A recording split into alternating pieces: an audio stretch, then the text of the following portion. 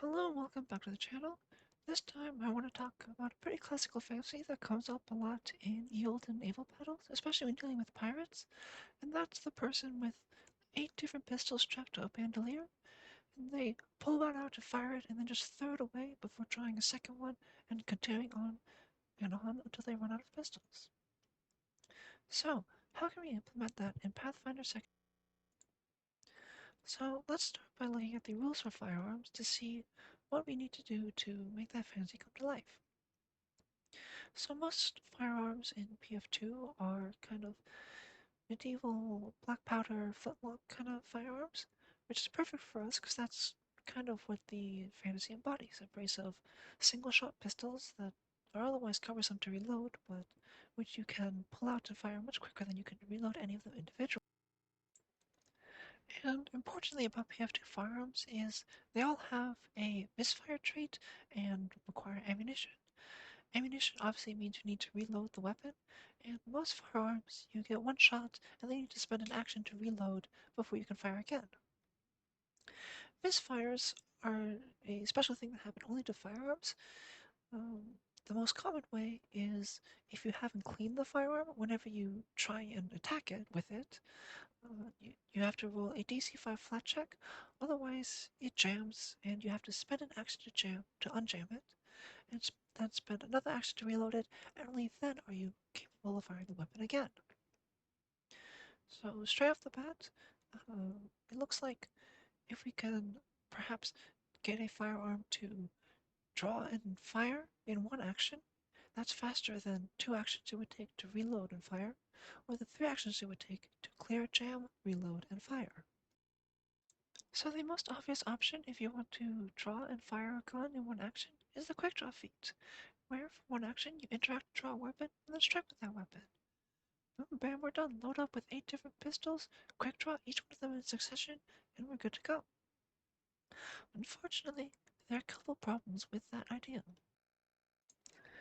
The first problem is the issue of weapon runes. And these are runes that help buff up your weapons to give them both a greater chance to hit and also deal more damage. So you can see at level 2 we have the weapon potency rune +1, costs 35 gold, and it just gives your weapon a +1 to hit. And then 2 levels later, level 4, for 65 gold you get striking, which lets your weapon deal an extra die of damage. So you got a 1d10 weapon, now it deals 2d10, and so on and so forth. The thing is, the math of PF2 assumes that you get these potency runes, hence these striking runes, these fundamental weapon runes, either on level or very quickly after that. And the way the wealth by level table is set up in PF2, it's going to be prohibitively expensive to fully kit out more than 2, maybe 3 weapons with all of these weapon runes.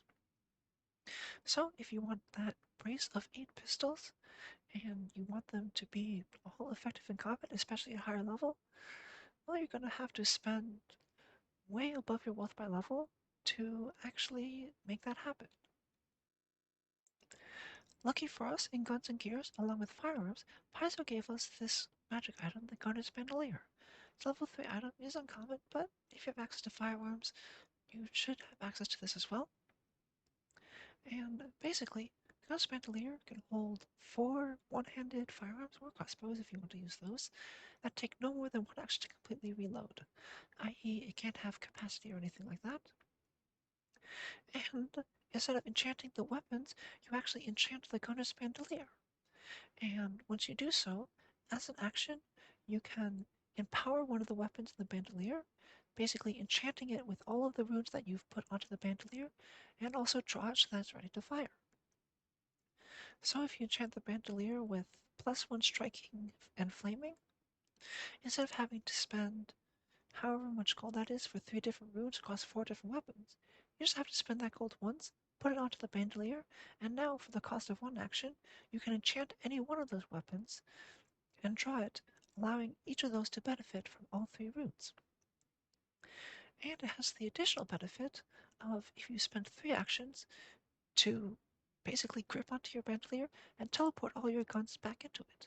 So you don't have to worry about losing your firearms when you're throwing them around after you've spent them, you can just spend 3 actions, teleport them back to you, and everything's Gucci. So, you may think, once again, hey great, all our problems are solved. Well, still not quite. The first issue is with this activate activity. If you want the firearm to actually have the runes, you have to spend this specific action where you etch the runes onto the gun and draw it. And this specifically says it removes the runes from any previously drawn weapon.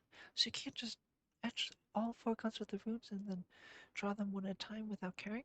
You have to specifically spend this action. This is a problem because if we go to quick draw again, it very specifically states you interact to draw the weapon, then strike. And the way the PF2 rules work, if it says you interact to draw, you have to specifically interact to draw. You cannot, for example, envision to etch the runes onto the gun and then interact to draw. You can only interact to draw. This means the gunner's bandolier doesn't actually interact with quick draw. So now, if you have the gunner's bandolier, yes, you have 4 pistols that you can equip runes onto and draw and throw away, but it now costs you the same amount of actions. Either you have your 1 pistol, spend 1 action to reload and 1 action to fire, or you have your brace of pistols in your gunner's bandolier, spend 1 action to envision, etch the runes, and draw it, and 1 action to fire. Now, if all you want is the image of the brace of pistols on your body, that's great, that's fine. You can just do that and be happy with it.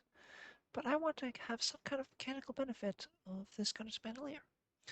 We are, in fact, spending 60 gold on this, which is not nothing at lower levels, and we're also spending the amount to actually buy 4 pistols, which is, once again, not trivial at lower levels. The second issue is not with the gunner's bandolier itself, but with other parts of the PF2 system. So if you want to use guns, you're probably playing a gunslinger, because it just has the most support for gun usage out of any of the classes. However, if you look at the gunslinger, specifically the gunslinger's way, which is their subclass, each of the gunslinger's ways grants you a unique reload action called a slinger's reload. And each of these is basically a single action to reload your firearm and do something else fancy. For example, one of the gunslinger's ways allows you to reload your firearm and intimidate an opponent. And a different way allows you to reload a firearm and make a stealth check. This action, the slinger's reload, just like quick draw, does not interact with the gunner's bandolier at all. In fact, nowhere in the gunner's bandolier does it say you're reloading. That's actively what we're trying to avoid. Which means now if you're playing a gunslinger, the most logical class to perform this fantasy with, you're actually losing actions, not just breaking even, by equipping the gunner's bandolier. Because instead of going reload plus something extra and fire, now you're spending the same number of actions to draw your weapon and fire, meaning you lose out on that special something that the slinger's reload gives you. Fortunately for us, the fantasy isn't all dead because of this special trait attributed to guns, which are misfires.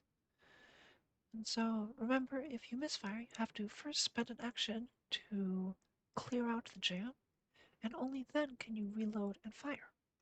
Meaning that if your gun misfires, it takes a total of 3 actions to get back in fighting shape. However, if your gun misfires, and then you throw it away and use your gunner's bandolier to draw another one, it only takes 2 actions, one to empower and draw, and a second one to strike with your new firearm, before you can get back into the fray. So this is really the one area where the gunner's bandolier has an advantage over not using gunner's bandolier, is if you can somehow lean into your firearms misfiring very often. So, what causes misfires? Well, by default, misfires are caused when you attempt to fire a firearm that hasn't been cleaned since the previous day. However, this probably isn't the best way to cause misfires, because this is sort of assumed to be happening during your daily preparations. So instead of preparing your spells as a wizard might, the gunslinger spends their daily preparations cleaning up all their firearms to basically ignore this little bit of loose text. So this will only really come up if you are like lost all your gear or stuck in the wilderness or something and you can't clean your firearms. But if you're in that situation, it's somewhat likely that you also are missing your gunner's bandolier, so this doesn't actually help us that much. So what else can cause a misfire? Well, there's this line: some abilities cause a weapon to misfire as part of their effects. Such a misfire happens as a result of an attack, it retroactively makes the attack a critical failure. So if we can find effects that cause a misfire, then we can use those effects, and presumably those effects will be balanced by the fact that they cause misfires, and so they'll be more powerful than other things that we might be able to do, and effectively ignore that misfire by the use of our gunner's bandolier. Now, there aren't a ton of ways to cause misfires, but there are a pretty decent amount, and unsurprisingly, all of them exist within the Gunslinger's class. There's also the cobbled weapon trait, which means that no matter how well you upkeep it, you still need to roll that DC 5 flat check to prevent a misfire with the weapon. So if we could use these cobbled weapons in combination with some of those gunslinger feats that causes misfires, this could be a way to take the gunner's bandolier from something that's not really that useful and oftentimes actually causes actions into something that can actually benefit us in our day-to-day adventuring lives. So let's go over some of these options now. So in total, there are 3 weapons with the cobble trait. One of them is the Liar's Gun, which is a specific magic item and also has capacity, so it doesn't work with the gunner's bandolier, so I'm not going to be going over it here. However, that still leaves us the Big Boom Gun and the Spin Gun. So starting with the Big Boom Gun, this is a goblin weapon that has the cobble trait and a pretty nasty crit fail effect of an automatic misfire and exploding in your face, dealing you 1d12 points of fire damage. However, in exchange, this is bar none the highest damaging one-handed firearm in the game, and is pretty comparable with a lot of the two-handed firearm guns that are available to us in Pathfinder 2nd Edition. Of course, that's balanced around cost and misfires, but with our Goddess Bandolier, we can at least partially bypass some of those drawbacks and just get access to the best one-handed option for firearm damage. Our second weapon is the Spoon Gun. It is, again, a 1d6 modular weapon with a cobble trait. However, unlike the Big Boom Gun, this is a scatter weapon, meaning that when you fire the weapon on a hit, it deals splash damage equal to the amount of weapon damage die your gun has. So, at base it deals 1 splash damage, and then as you get strike moves, it'll increase to 2 to 3 and 4, eventually 4 splash damage every time you fire the weapon. So the spin gun is most comparable to the Dragon Mouth Pistol, which is another one-handed scatter weapon that deals 1d6 points of damage. In exchange for the spoon gun having the cobble trait, it also has a plus 10-foot range over the Dragonmouth pistol. Instead of the 20-foot range of the Dragonmouth, the spoon gun has a 30-foot range. Now this might not seem like a huge increase, but that plus 10 feet can pretty easily be the difference between a melee enemy being able to reach you and them having to spend an extra action to walk up to you again, making you just a little extra protected against those melee enemies. So now that we've covered the cobbled weapons, which are liable for misfire, let's cover some of the gunslinger feats that cause misfires as part of a secondary effect to see just how much use you can make out of the gunner's bandolier. So the first feat available is Risky Reload at level 2, which is for one action, you can reload a firearm and then strike immediately. And if the strike fails, the firearm misfires. So instead of having to spend 2 actions to reload and then strike, you can just do it all in 1 action. This one I'm not a super big fan of. You do get reload fire down to 1 action, but because of the gunslinger ways, you're liable to actually like having that reload action, so you can have a little extra effect. And also the way guns work in PF2, you really want to crit with guns, because of the fatal trait, that's where guns deal most of their damage. And risky reload is for gunslingers who just want to fire as many times as they can in a round, which is not really conducive to critting very often. The second feat available to us is Alchemical Shot at level 4 For two actions, you take an alchemical bomb, load it into your firearm, and shoot. And the firearm, instead of dealing normal damage, deals damage equal to the type of bomb, as well as an additional d6 persistent damage of that same damage type. So, for example, if you load an alchemist fire into your bomb, instead of dealing bludgeoning damage, as a firearm normally does, it would deal fire damage and an additional 1d6 persistent fire damage. And of course, if the firearm misfires, you take a little bit of backblast, dealing 1d6 of the bomb's damage type, and the firearm automatically misfires. So a chemical shot is actually a feat I like quite a bit. It allows gunslingers to deal elemental damage, which is normally not in their wheelhouse, and it allows them to deal persistent elemental damage. Once again, something that's usually pretty difficult for a gunslinger to attain. 1d6 persistent elemental damage may not seem like a lot, but especially if you can trigger a creature's weakness with it, that could pretty easily be 10, 15, even 20 points of extra damage per round without you having to do anything besides use the alchemical shot feat. My third option at level 6 is Scatter Blast. For two actions, if you have a firearm with a scatter trait, so for example that spoon gun, you can take a shot and increase both the range of the firearm by 20 feet and the radius of scatter by 20 feet. So if you were using that spoon gun, instead of having a 30-foot range, you would have a 50-foot range, and instead of dealing scatter in 5 feet, you deal scatter in 25 feet, dealing a little bit of splash damage to all creatures within 25 feet of your target. And on a failure you misfire, on a critical failure, your firearm explodes, dealing a whole bunch of damage to you in a AoE centered on yourself, and it becomes broken. Now, Scattershot, I don't think it's that great. Yes, it's basically the only way for a gunslinger to get AoE damage, but it's a very, very small amount of AoE damage. You're probably only going to get 2 or 3 points of damage per your entire character's career. And on the crit fail, your weapon becomes broken and deals a pretty significant amount of damage in an AoE centered on you. That's a pretty debilitating effect for not a whole lot of upside. The next feat is Smoke Curtain. At level 8, for two actions, you can fire your gun and simultaneously create a 20-foot emanation of smoke around you. This grants concealment as smoke normally does and dissipates at the start of your next turn.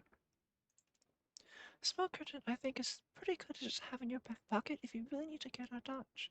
That 20-foot emanation granting concealed will give all your enemies a mischance whenever they try and target you, meaning that, especially because it lasts until the start of your next turn, you can feel relatively safe in trying to back out of things like melee combat, back around corners, and get out of the line of sight of ranged enemies that may be targeting you down.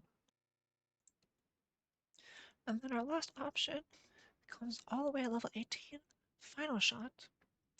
For three actions, you spend triple the amount of black powder you normally would and strike with your firearm, and if you succeed, you automatically critically succeed the attack, but if you fail, it automatically misfires.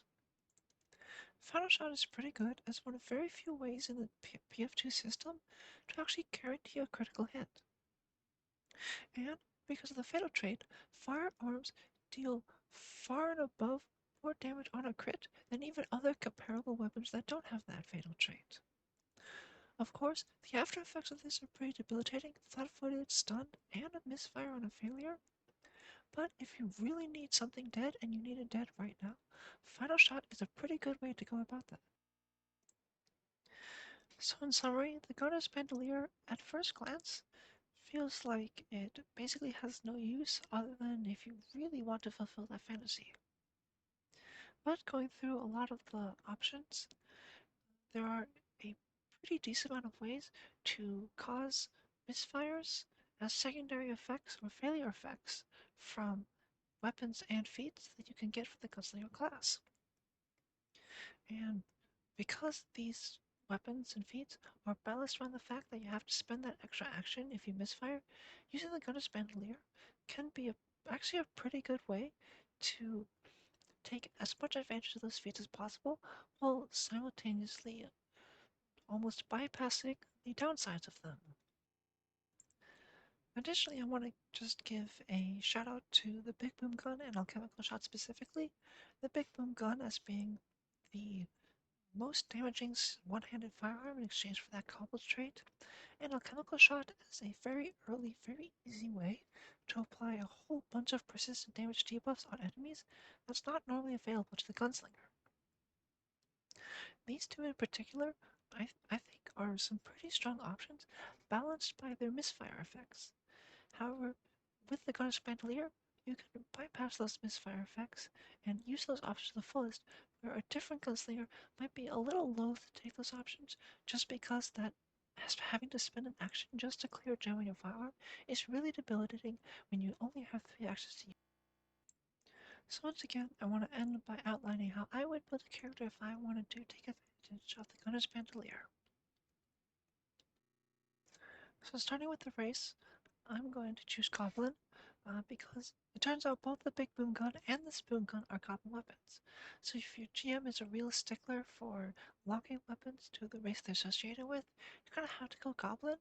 And in addition, you can take Goblin weapon familiarity to really drive home the fact that you are allowed to take the Big Boom Gun and the Spoon Gun as weapons for your character.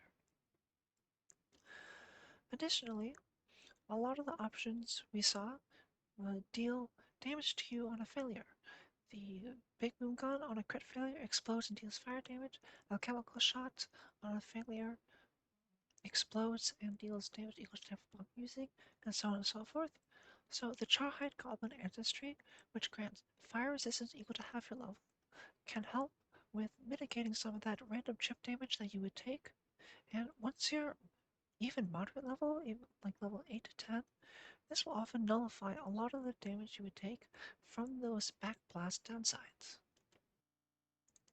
I also want to call out Burn It, which is a first level feat which grants you a +1 status bonus to any persistent fire damage you deal. So combine that with Alchemical Shot, if you load a fire bomb into your gun, that persistent fire damage that comes from Alchemical Shot gets a +1 status bonus every time that ticks. Of course, for our class, we're going to go Gunslinger, and of all the Gunslinger feats that have that misfire on a failure effect, the 3 I like most are Alchemical Shot at level 4, Smoke Curtain at level 8, and then if we get high enough hope, Final Shot at level 18. Risky Reload a Scatter Blast, while useful in some instances, I'm not a super big fan of, and so I'm probably going to be skipping those when building my Gunslinger.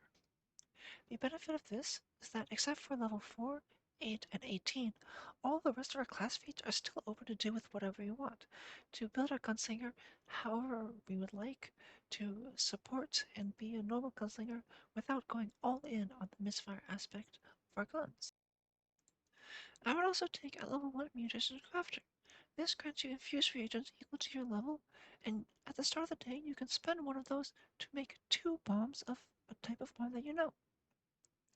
This combined with Alchemical Shot means that instead of needing to spend money for bombs to load into your guns, you just get a whole bunch for free at the start of every day. In addition, with Munition Machinist, once you get to character level 14, you can make 11th level bombs. And something special about Alchemical Shot is that once your bombs are 11th level, they actually deal 2d6 persistent damage instead of 1d6. Of course, the main weapon I'm going to want is probably 2 or 3 sets of big boom guns. These are, as I stated previously, the highest damaging one-handed pistols in the game, made up for by the fact that they have the cobble trait. Now, the reason I don't want all 4 of the weapons to be big boom guns is just in case I get on an unlucky streak and 2 or 3 of my weapons all misfire in one combat, I want to have a gun that I can use that isn't cobbled, that I can just rely on to not misfire and last me the rest of the combat. So I'm probably going to take 1 flintlock pistol as well, just to have that extra backup just in case. Of course, if I've down to my last weapon, I probably don't want to be using those misfire options available to me. However, one, if we've already misfired 3 times, the battle's probably coming to a close pretty soon. And two, to really lean into the misfire abilities for firearms, I only need to take 2 or 3 feats through most of my gunslinger's career, meaning that I still have most of my class feats and all of my skill feats and skill increases to have other options to do if I don't really want to risk a misfire on my. So that's gonna be all for this video. Shout out to the Goddess Bandolier. When I first saw this, I was kind of racking my brain as to why I would ever want to use this. But after doing a little bit of deep diving, it can enable a pretty interesting playstyle that's kind of hard to make useful otherwise, which is leading into all those misfire actions of firearms, which is one of the unique things about firearms that none of the other weapons share. So I think it's pretty cool that we have a way to actually lean into that and make that not quite as much of a detriment as it otherwise would be. So once again, thanks for watching. Um, we'll see when the next one comes out. Right now we're planning on in 2 weeks again. Instead of a monthly schedule, as I said before, try and go for bi-weekly. But I already broke that promise once, so let's see what happens. Uh, so I hope you have a lovely day, and whenever I get around to making my next video, I hope to see